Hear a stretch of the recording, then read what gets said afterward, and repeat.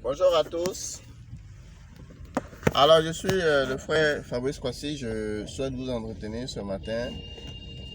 Euh, rassurez-vous, je vais dire, je suis au volant, mais j'ai pas le téléphone, euh, euh, je vais dire, à la main ou voilà, je porte pas de casque. C'est juste que j'ai activé l'enregistrement sur mon téléphone et voilà, je peux parler en conduisant. Alors, ce matin, j'ai écouté un monsieur parler sur une radio euh, chrétienne. Je ne connais pas le nom de la radio, mais la fréquence est 88.3. Alors, franchement, à 6h30, il y avait un monsieur qui prêchait avec une voix, je ne sais pourquoi. Alors, il a dit quelque chose qui vraiment m'a choqué, en fait m'a fait rire même.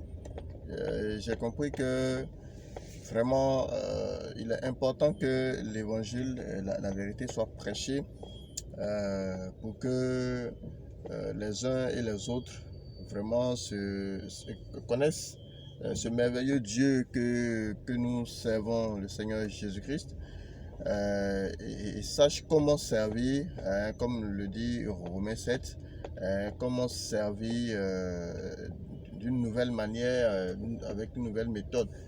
Franchement, ce monsieur-là, il prêchait, il disait, est-ce que vous savez quel est l'animal que Dieu déteste le plus?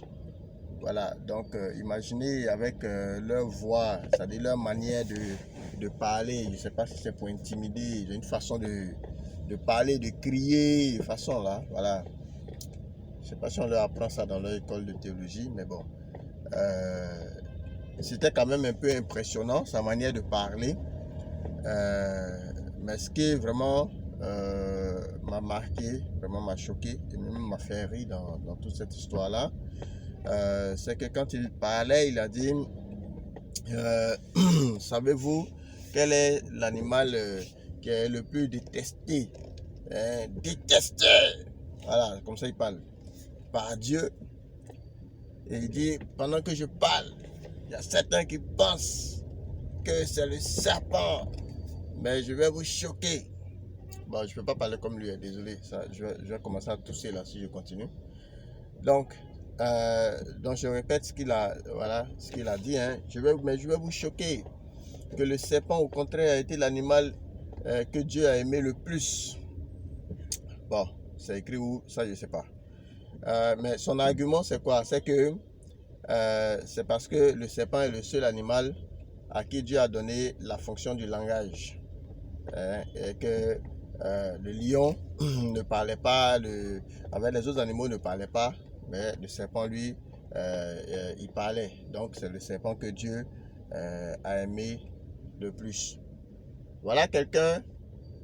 Bon, ceux qui lisent un peu la Bible, je suis sûr, ont commencé à s'inquiéter de ce que je viens de dire, bon, qui ne vient pas de moi, hein, qui vient de ce monsieur.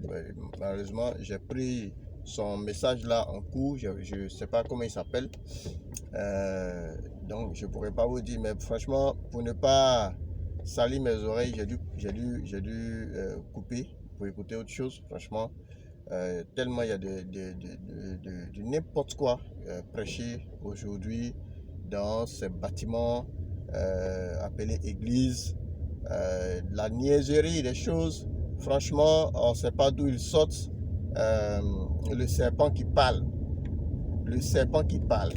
Et ce qu'il dit, c'est que une autre raison, c'est que même Ève n'était pas surprise d'entendre le serpent parler, parce que, bon, pour lui, c'est parce que, sinon pour elle, Dieu a donné la fonction de langage au serpent. C'est grave, c'est très grave. Quand on lit toute la Bible, nulle part il est écrit que le serpent avait le langage du parler. Satan peut rentrer dans un animal, de même que le Seigneur a fait parler un âne dans l'Ancien Testament. Je ne vais pas vous raconter l'histoire. De cette même manière, Satan peut faire parler un animal. Ça ne veut pas dire que Dieu a donné la fonction de langage à un animal. Donner un animal qui parle, ça ne veut pas dire que Dieu a aimé l'animal là plus que tous les autres animaux. Franchement, je lis la Bible parce qu'il dit qu'il a étudié la Bible. Franchement, je ne sais pas quelle Bible il a étudié. Je ne sais pas quelle Bible a étudié ce monsieur-là. Heureusement que je n'ai pas son nom, sinon j'allais vraiment dire son nom ici. Je ne sais pas quelle Bible, hein. Aujourd'hui, là, il y a tellement de Bibles aussi. Bon, peut-être que c'est la Bible qu'il lit là qui l'a trompé. Mais voilà. Lui, il a étudié la Bible de ce qu'il a dit. En tout cas, ceux qui ont écouté ce matin, bon, ils pourront confirmer ce que je dis. Je n'invente rien, c'est ce qu'il a dit. Il a étudié la Bible, toute la Bible. Ceux qui n'ont pas écouté, bon, je ne sais pas si cette radio-là, la 88.3 hein, en Côte d'Ivoire, aujourd'hui nous sommes le 30, je crois le 30, le 30 ou le 31, j'ai perdu même la notion du temps. Le 30 ou le 31 juillet 2019, d'accord. Donc nous sommes aujourd'hui mercredi, hein, voilà, donc vous pouvez vérifier pour voir. Alors, il a dit ça aujourd'hui, que Ève n'était pas étonnée. Dans quelle Bible il a lu? On ne sait pas. Qui a écrit cette Bible-là? Je pense que certainement qu'aujourd'hui, il y a des Bibles, vu qu'il y a des fondateurs d'église, des gens qui concurrencent le Seigneur, des gens qui n'ont pas donné leur vie pour quelqu'un, mais qui sont fondateurs d'église. Rien qu'en Côte d'Ivoire, on a plus de 20 000 églises, pour ça c'était il y a quelques années. Donc peut-être qu'aujourd'hui on est à plus de 30 000 églises. Bon. Mais le chiffre que j'ai là, c'est ce que je vous dis, pour ne pas vous mentir. Le chiffre que j'avais il y a quelques années, c'était qu'il y avait plus de 20 000 dénominations. Donc quand tu prends une dénomination, dans les 20 000, tu comptes Assemblée de Dieu, par exemple. Maintenant, Assemblée de Dieu a ses tentacules, a ses agences, hein, ses agences un peu partout. Il y a son siège quelque part, il y a ses agences, ses succursales et autres. De cette même manière, tu prends Pentecôte, sinon pentecôtiste, hein, réveil. Voilà, donc, quand tu comptes une dénomination, par exemple, Assemblée de Dieu, ça fait 1. Réveil, ça fait 2. Pentecôtiste, ça fait 3. FFM, ça fait 4. Voilà. Donc, tu multiplies les 20 000 qu'on avait quelques années là par le nombre d'agences et de succursales.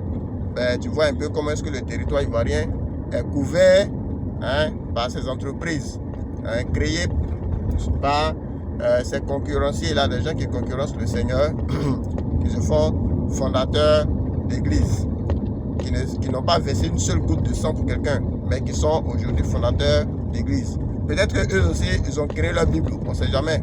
Ah.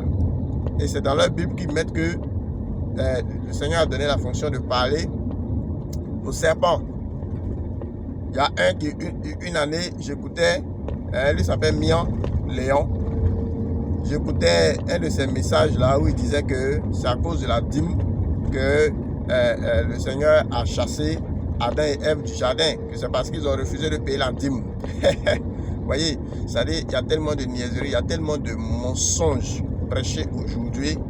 Frères et sœurs, je veux que, franchement, chacun aille vers le Seigneur, chacun aille prendre sa Bible pour méditer. C'est pas pour rien que le Seigneur nous demande de méditer, hein, parce qu'il savait, il est omniscient, il sait toutes choses d'avance.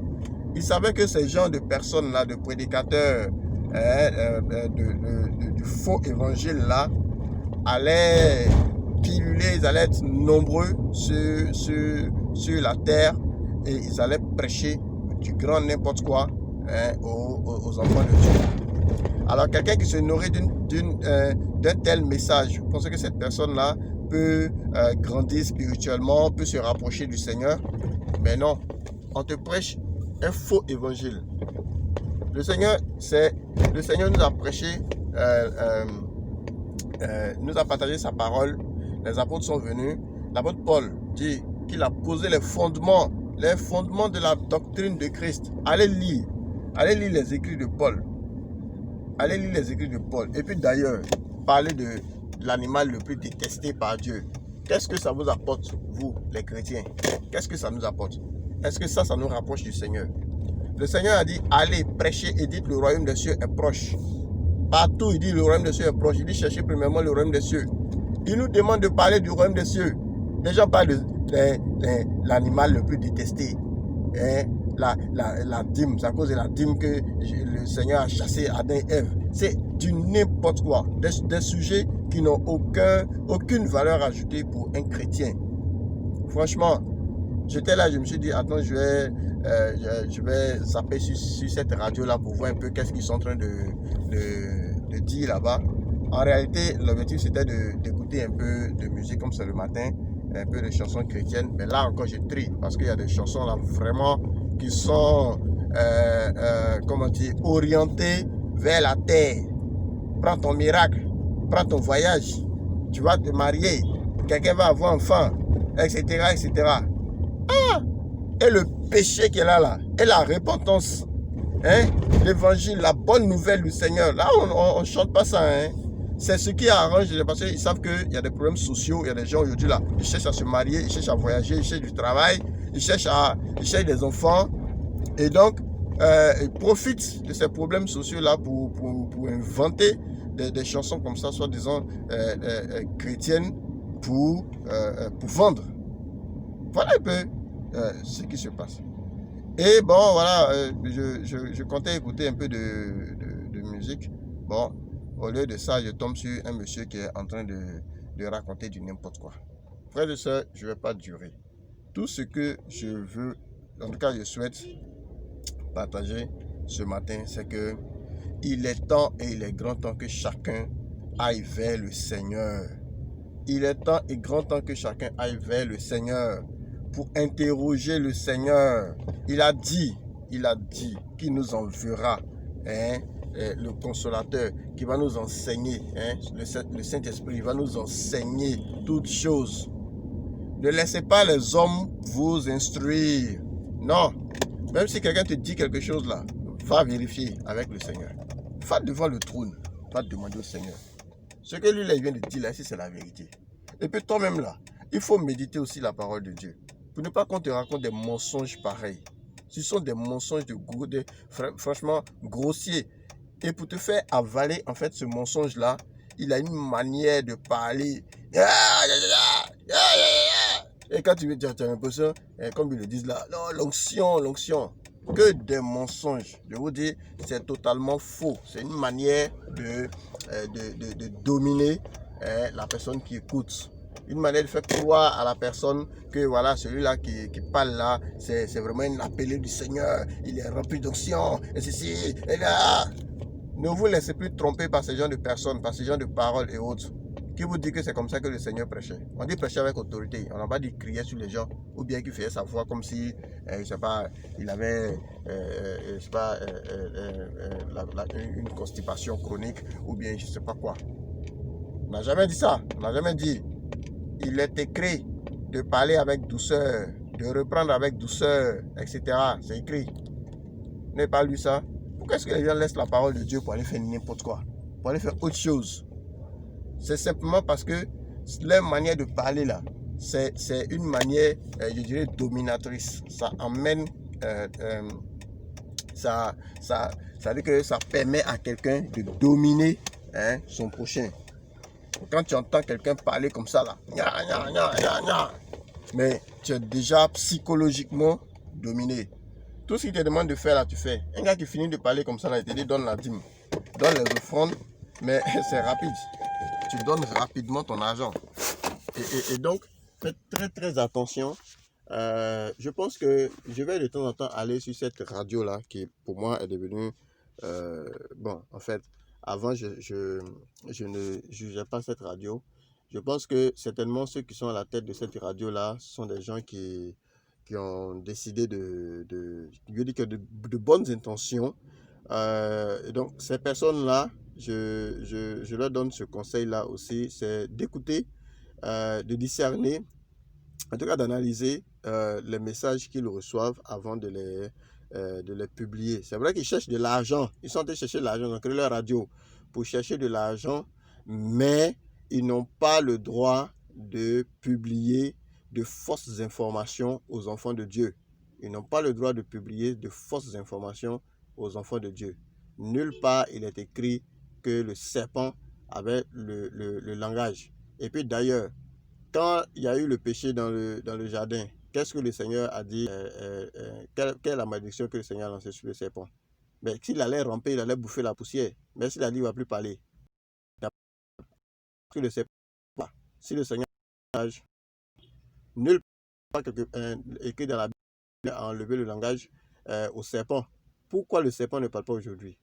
Ce n'est que des mensonges, de purs mensonges. Je vous en supplie, faites très attention, discernez les messages que vous écoutez. Voilà. Que la grâce du Seigneur vous accompagne toute cette journée. Merci.